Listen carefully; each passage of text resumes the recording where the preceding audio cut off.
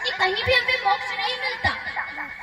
आप संसार में कहीं भी जाएंगे, आपको प्रत्येक वस्तु इस संसार में मिल जाएगी। दुनिया की हर चीज इस संसार में मिल सकती है, केवल 3 ही जगहों पर मिलेगा। वो है भगवान का नाम। पहली चीज जिससे मोक्ष की प्राप्ति हो सकती है वो है भगवान का नाम। अगर मृत्यु के समय भगवान का नाम निकल जाए, भगवान का नाम याद आ जाए, भगवान याद आ जाए तो क्या हो जाता है? मोक्ष हो जाता है। दूसरी बात, भगवान की कथा जो 7 दिन तक अगर ध्यान पूर्वक भगवान की कथा का श्रवण करे, उसी का चिंतन करे तो उसे भी मोक्ष की प्राप्ति होती है। और तीसरा है भगवान मोक्ष दे सकते हैं। ये 3 ही हैं जो मोक्ष को प्रदान कर सकते हैं। लेकिन एक बार एक भक्त था, हम कैसे मान ले कि ये 3 ही चीजें जो है वो मोक्ष को दे सकती हैं? कैसे मान ले? तो कथा आती है, भगवान का एक भक्त था और वो देवी मैया की बड़ी पूजा करता था, देवी मैया को मानता था। देवी मैया को इतना प्रसन्न कर लिया था कि देवी मैया को जब बुलाए तब आ जाए, माता दुर्गा को जब बुलाए तब आ जाए। मैया इतनी प्रसन्न है, और माँ तो होती भी दयालु है, कृपालु है। तो माँ को इतना प्रसन्न कर लिया कि माँ को जब बुलाए तब आ जाए। माँ को याद किया, कहीं कथा सत्संग में गए और वहां पर सुना कि सब कुछ मिल जाता है लेकिन मोक्ष नहीं मिलता। मोक्ष हर किसी को नहीं मिलता। मुक्ति करनी है, मुक्ति चाहते हो तो भागवत की कथा श्रवण करो। अब चलते चलते ऐसे कहीं से जा रहे होंगे और बात सुन ली, तो अपनी दुर्गा मैया के पास गए और पुकारा, मैया मैया आओ। दुर्गा मैया प्रकट हो गई, पूछा क्या चाहिए, बोलो कहो क्या बात है। मैया से रुदन करते हुए कहने लगा, मैया आज तक आपने मुझे सब कुछ दिया। मैंने आपसे वैभव मांगा, आपने मुझे वैभव दे दिया। मैंने आपसे मकान मांगा, आपने मुझे मकान दे दिया। आपसे मैंने परिवार मांगा, पुत्र पौत्रादि मांगे, आपने वो सब कुछ मुझे दे दिया। लेकिन मैंने सुना है कि इन सबसे बढ़कर मोक्ष होता है, मुक्ति होती है। आप मुझे वो प्रदान कर दो। इस सबसे बढ़कर भगवान की भक्ति होती है, आप मुझे भगवान की भक्ति प्रदान कर दो। देवी मैया ने कहा कि तुम जो मांगो तो मैं तुम्हें स्वर्ग दे दूं। अगर मांगो तो स्वर्ग से भी अधिक वैभव मैं तुम्हें दे सकती हूँ। अगर तुम मांगो तो वहां से अधिक अन्न धन सत्ता सब कुछ मैं तुम्हें दे सकती हूँ, लेकिन भगवान की भक्ति और मुक्ति मैं तुम्हें नहीं दे सकती। अगर तुम्हें भगवान की भक्ति और मुक्ति चाहिए तो आपको जाना पड़ेगा भगवान के पास में, आपको भगवान की आराधना करनी पड़ेगी। तो बोले भक्त भगवान की आराधना कैसे करूं? बोले भगवान का ध्यान करो, भगवान मिलेंगे। भगवान का ध्यान करने लगा, भगवान को पुकारने लगा। अब भगवान को पुकार रहा है, हम भी कुछ देर भगवान का नाम लें, हम भी भगवान को पुकारें, हृदय से पुकारें।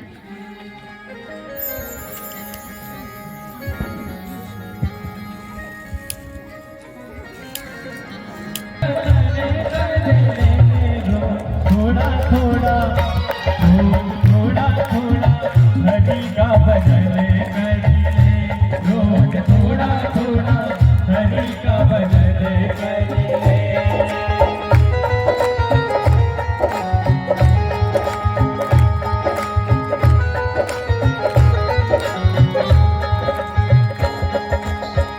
प्रभु को भजे तो प्रभु में हो,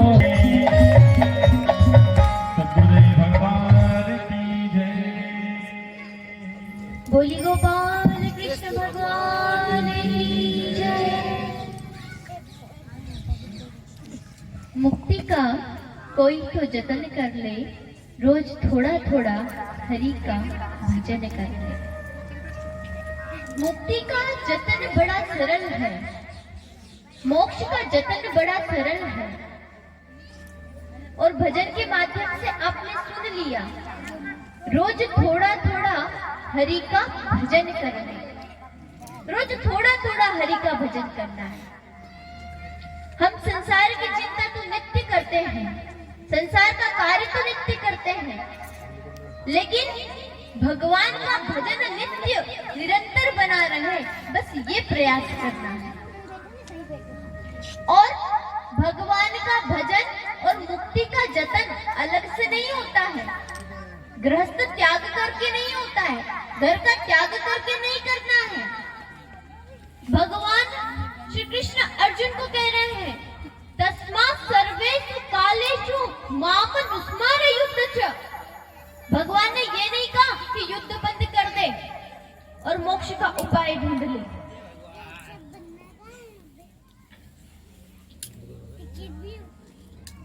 ये नहीं कहा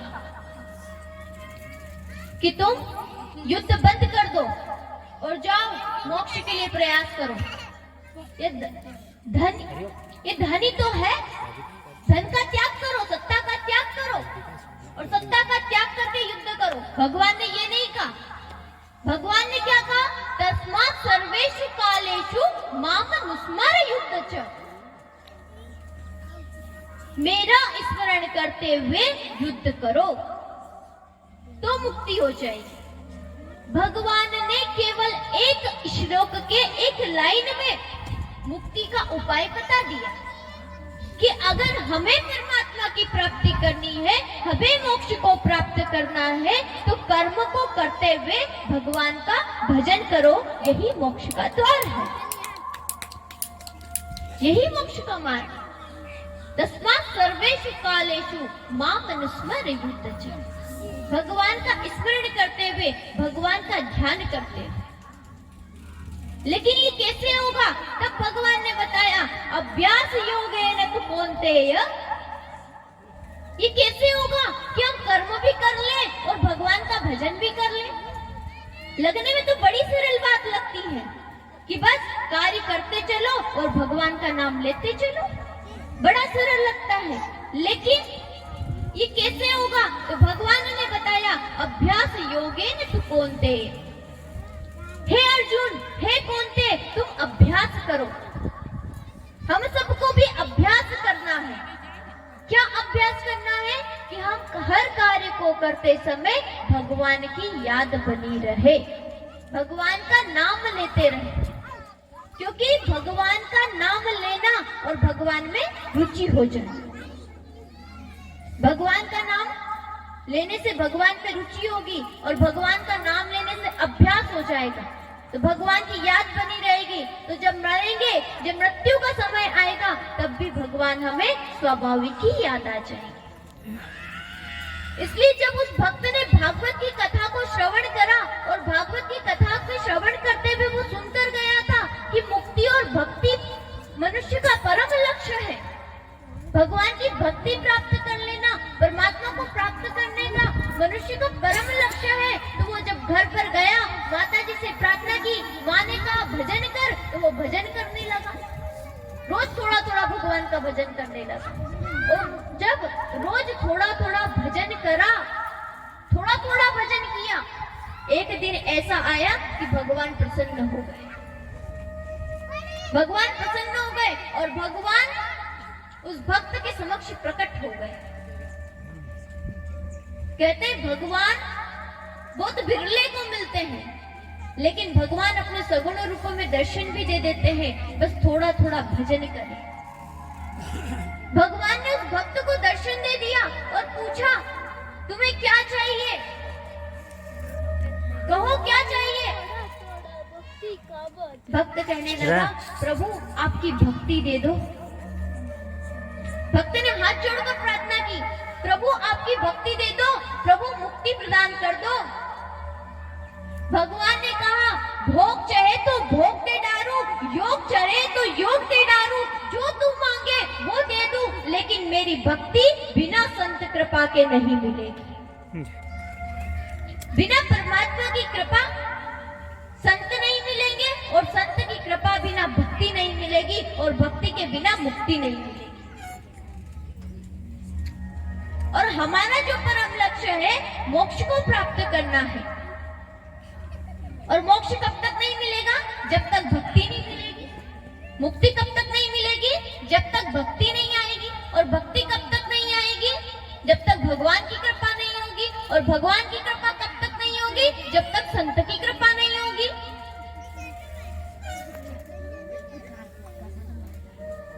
तो भगवान ने उन्हें बताया कि अब अगर तुम्हें करना है, मुक्ति चाहिए, तो आपको क्या करना पड़ेगा?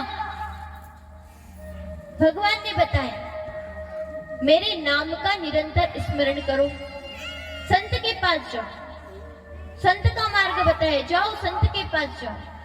संत के पास गए, संत ने भगवान का नाम दे दिया। संत से कहा, कोई ऐसी कृपा कर दो, कोई ऐसा तरीका बता दो जिसे मुझे भक्ति मिल जाए, मुझे मुक्ति मिल जाए।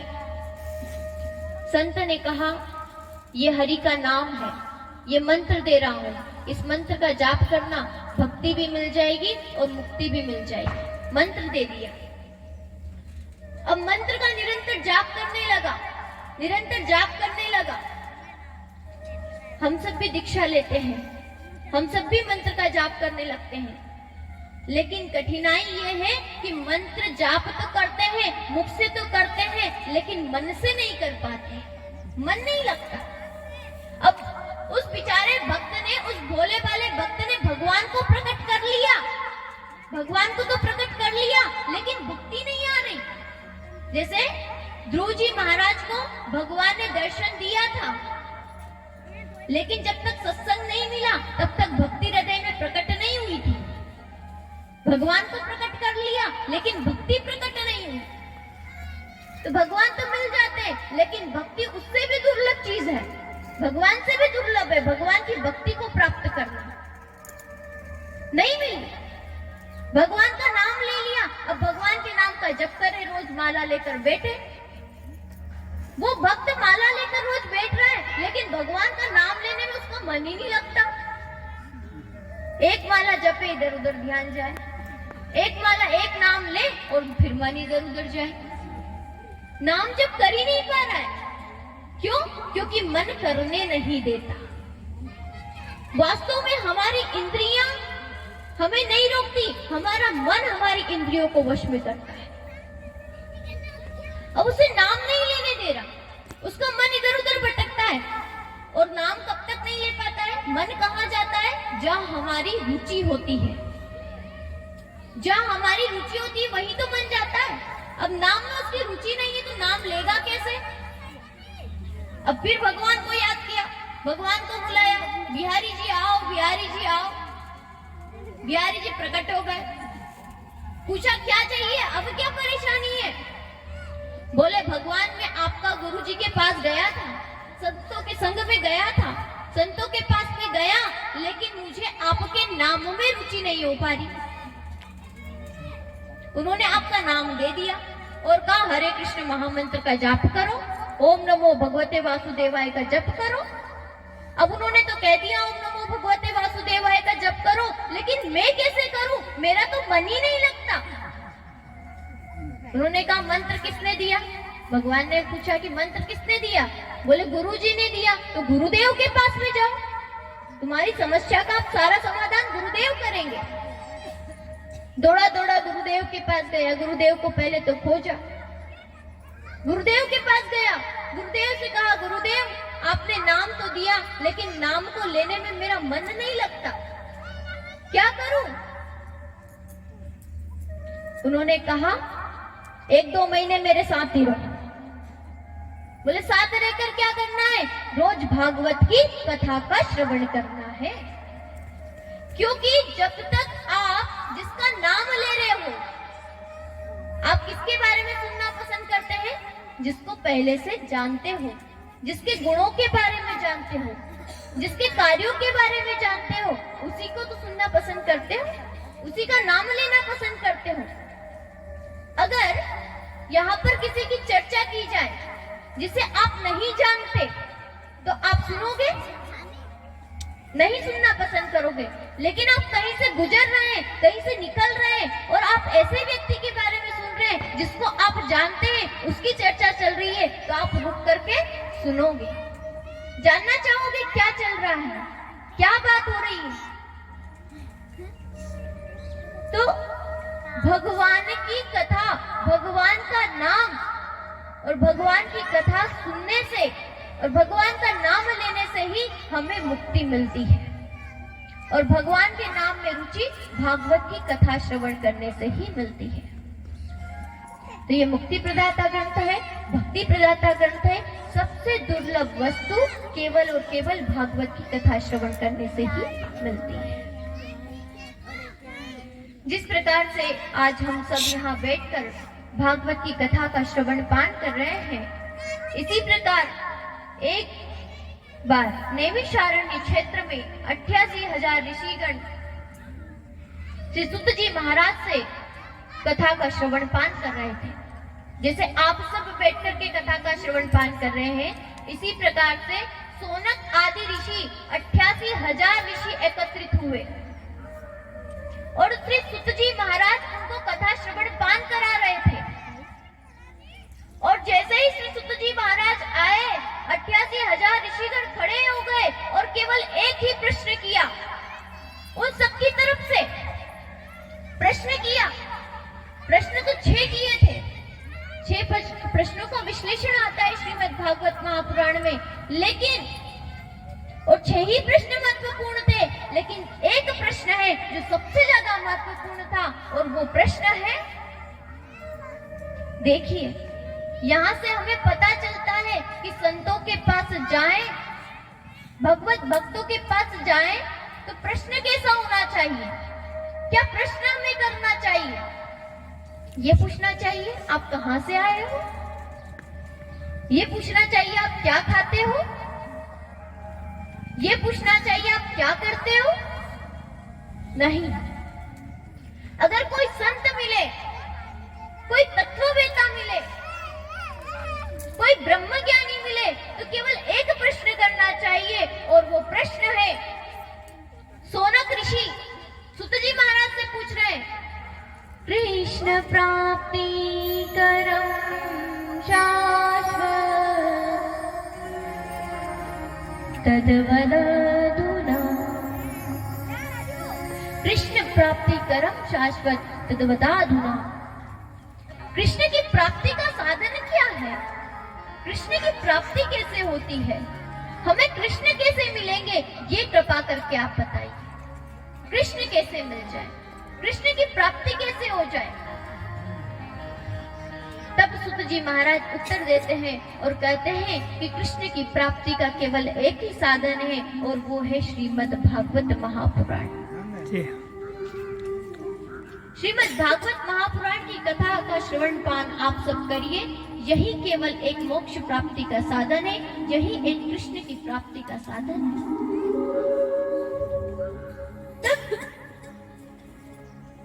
उन्होंने कहा, कृष्ण की प्राप्ति का साधन श्रीमद् भागवत महापुराण, ऐसा कैसे हो सकता है? केवल एक ही साधन क्यों बताया? एक ही प्रश्न का एक ही शब्द में उत्तर कैसे दे दिया? उन्होंने बताया कि ये जो भागवत महापुराण की कथा है, ये देवताओं को भी दुर्लभ है, यह केवल मनुष्यों को ही प्राप्त होती है, बाकी किसी को नहीं मिलती। अगर कोई पशु पक्षी चाहे कि मैं कृष्ण की कथा सुन लूं, तो पशु पक्षी के पास में विवेक नहीं है कि वो यहाँ आकर बैठ सके। उनके पास विवेक कहाँ है? विवेकशील होते तो आ जाते और बैठ जाते। विवेक केवल मनुष्य को है, क्योंकि सही और गलत, अच्छा और बुरा हम ही देख पाते हैं। पशु के पास तो है नहीं, पक्षी के पास में है नहीं। और कहे देवताओं को भी ये दुर्लभ है। श्री सुखदेव जी महाराज कहते हैं, जब श्री सुखदेव जी महाराज राजा परीक्षित को इस कथा का रसपान करा रहे थे। सुखदेव जी महाराज ने राजा परीक्षित को इस श्रीमद् भागवत महापुराण की कथा को श्रवण कराया था, और जब इस कथा का श्रवण पान वो उन्हें करा रहे थे, उस समय देवता आ गए, और देवता क्या लेकर आए? स्वर्ग का अमृत लेकर के आए। जैसे हम सब कथा बैठकर सुन रहे हैं, ऐसे सुखदेव जी महाराज परीक्षित को सुना रहे थे। अब जब राजा परीक्षित कथा श्रवण पान कर रहे थे, उस समय स्वर्ग के देवता आ गए अमृत का कलश लेकर के, और कहते हैं, एवं विनिमय जातो सुधारा क्या प्रपीतया प्रपश्यामो वयं सर्वे श्रीमद्भागवतमृतम्। एवं विनिमय जातो, हे श्री सुखदेव जी महाराज, आप इस स्वर्ग का अमृत ले लीजिए। सभी देवता आए, इंद्र आए, वरुण आए, शनि देवता आए, सभी देवता गण आ गए, और अमृत का कलश लेकर के सुखदेव जी महाराज के समक्ष रखते हुए कहने लगे, हे श्री सुखदेव जी महाराज, आप इस कलश को ले लीजिए, विनिमय कर लीजिए, आदान प्रदान कर लीजिए। आप इस कलश को ले लो और श्रीमद् भागवत रूपी अमृत हमें पिला दो। श्रीमद् भागवत रूपी अमृत हमें पिला दो, और ये जो स्वर्ग का अमृत है, ये राष्ट्रीय परीक्षित को दे दो, क्योंकि राष्ट्रीय परीक्षित को 7 दिन बाद मृत्यु का श्राप मिला हुआ है। अगर ये स्वर्ग का अमृत आप उन्हें पिला देंगे तो वो मृत्यु से बच जाएंगे। तक्षक उन्हें डसेगा, लेकिन उनकी मृत्यु नहीं होगी। आप ये अमृत उन्हें पिला दीजिए, और आप हमें श्रीमद् भागवत कथा रूपी अमृत को पान कराइए। तब श्री सुखदेव जी महाराज ने कहा कि कहाँ स्वर्ग का अमृत और कहाँ ये श्रीमद् भागवत रूपी अमृत? अगर आपको भी, इंद्र को भी इस अमृत कथा अमृत का पान करना है, तो मनुष्य बन करके इस धराधाम पर, इस संसार पर आना पड़ेगा, मनुष्य बनना पड़ेगा। इंद्र इस कथा का श्रवण पान नहीं कर सकते। सुखदेव जी महाराज ने उन्हें अभक्त समझा और कहा, अभक्तां सवीक्ष्य न ददोसो कथामृतम्। अभक्तां सवीक्ष्य न ददोसो कथामृतम्। अभक्त समझा और उनको भागवत की कथा का श्रवण पान नहीं कराया, भागवत की कथा नहीं दी, भेज दिया। श्रीमद् भागवतवती वार्ता सुराणा मपि दुर्लभा। ये श्रीमद् भागवत की कथा तुम देवताओं के लिए नहीं है, ये तो केवल और केवल मनुष्यों के लिए है। और भगवान ने मनुष्य को ये अधिकार दिया है। श्रीमद् भगवत गीता में हम हमेशा एक श्लोक सुनते हैं, और हमेशा ये श्लोक सुनते आए हैं और गाते भी हैं और आता भी है, लेकिन इस श्लोक को सार्थक नहीं कर पाते। श्लोक क्या है? कर्मण्येवाधिकारस्ते मा फलेषु कदाचन मा कर्मफलहेतुर्भूर्मा ते संगोस्त कर्मणि। है मनुष्य, तुम कर्म करो, फल की इच्छा मत करो, और कर्म करते हुए परमात्मा की प्राप्ति करो, परमात्मा का भजन करो। यह मनुष्य के लिए है, लेकिन मनुष्य ये नहीं करता, कर्म भी भली प्रकार नहीं करता। इसलिए एक ही प्रश्न किया, सोनकादिक ऋषियों ने एक ही प्रश्न किया कि कृष्ण की प्राप्ति कैसे हो। तब उन्होंने बताया कि श्रीमद् भागवत महापुराण की कथा से कृष्ण की प्राप्ति हो सकती है। अब ब्रह्मा जी को आश्चर्य हुआ कि श्रीमद् भागवत महापुराण की कथा से ऐसा क्या है? अन्य अन्य ग्रंथ भी तो है, 4 वेद है, श्रीमद् भगवत गीता है, अन्य अन्य चीजें हैं, लेकिन भागवत महापुराण की कथा से ही मुक्ति कैसे मिल सकती है? ये कैसे होता है? तो ब्रह्मा जी गए अपने ब्रह्मलोक में और सुतल लोक में जाकर के तराजू लेकर के तोलना शुरू कर दिया। अब तराजू लेकर के जब तोल रहे थे तो पता चला एक साइड रखे समस्त धर्मशास्त्रों को रख दिया, समस्त धर्मशास्त्रों को, जितने भी सत्कर्म, यज्ञ, तप, दान आदि समस्त सत्कर्मों को रख दिया और दूसरी ओर तराजू में श्रीमद् भागवत महापुराण को बिठाया। और क्या पाया?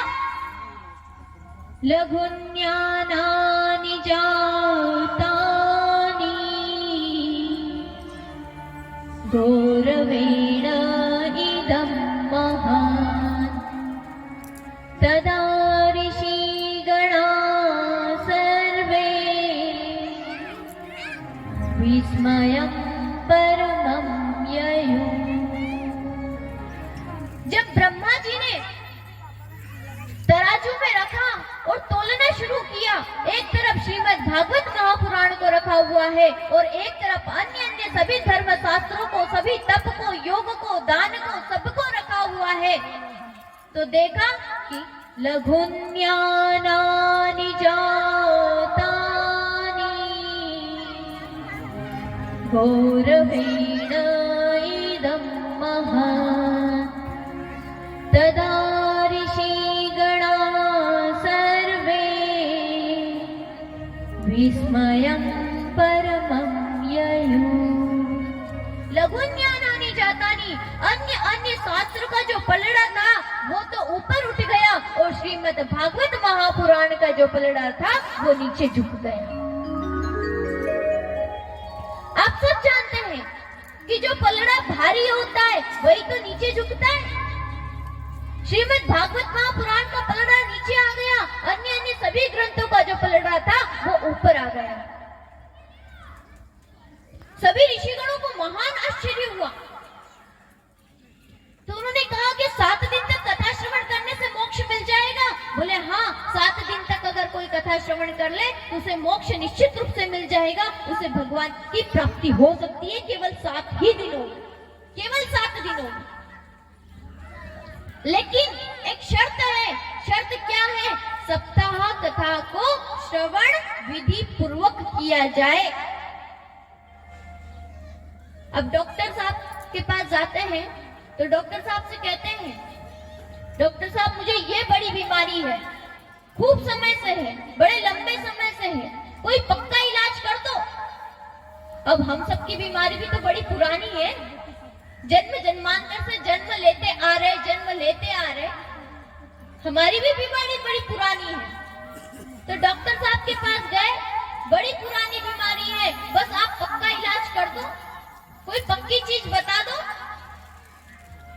डॉक्टर साहब ने देखा, पता करा, कारण जाना और कारण जान करके दवाई लिख दी और कहा ये दवाई इस समय और इस प्रकार से लेनी है।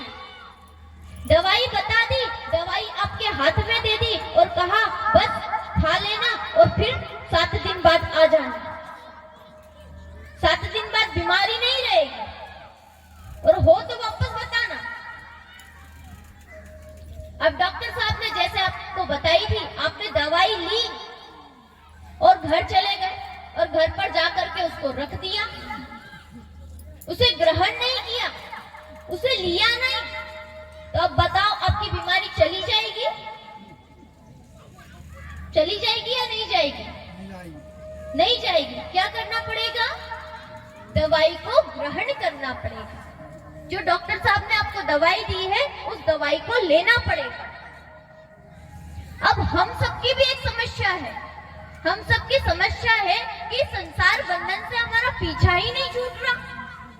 एक जन्म नहीं, हम अब तक करोड़ों जन्म ले चुके हैं, कई लाखों जन्म हमारे हो चुके, और इतने लाखों लाखों जन्म लेने के बाद भी हम इस संसार चक्र में, इस मोह के बंधन में वैसे के वैसे ही फंसे हुए हैं। ये हमारी बीमारी है। अब डॉक्टर साहब के पास आप तो नहीं गए, डॉक्टर साहब आपके पास आ गए, ये भगवान की कृपा है। आपको भागवत की कथा जो दवाई है वो आपके पास आ चुकी है। अब आप ग्रहण करना है, उसे लेना है। और कहा जाता है कि ये जो बाकी तो पूरी दुनिया की चीज आपको यूं ही मिल जाती है, लेकिन भागवत की जो कथा है वो केवल गोविंद की कृपा से ही प्राप्त होती है। अब सब पर कृपा है, न जाने किसका भाग्य उदय हुआ था जो भागवत की कथा यहाँ पर आई है। किसी ने क्या खूब कहा है, कहते हैं जो चाहने से मिले उसे चाहत कहते हैं, जो चाहने से मिले उसे चाहत कहते हैं, और जो मांगने से मिले उसे मन्नत कहते हैं। जो मांगने से मिले उसे मन्नत कहते हैं, और जो बिना चाहे बिना मांगे मिले उसे मेरे गोविंद की रहमत कहते हैं, उसे मेरे गोविंद और आप सबको गोविंद की कृपा ही प्राप्त हुई है। मुझे बड़ा आश्चर्य हुआ कि क्या 7 दिन तक कथा श्रवण करने से मुक्ति मिल जाएगी? बोले हाँ मिल जाएगी, लेकिन क्या करना पड़ेगा? विधि पूर्वक श्रवण करनी पड़ेगी, ध्यान पूर्वक श्रवण करना पड़ेगा। कथा में जब जब कथा को गाया जाए तो भगवान के नाम को आप सब भी गाएं। हम सब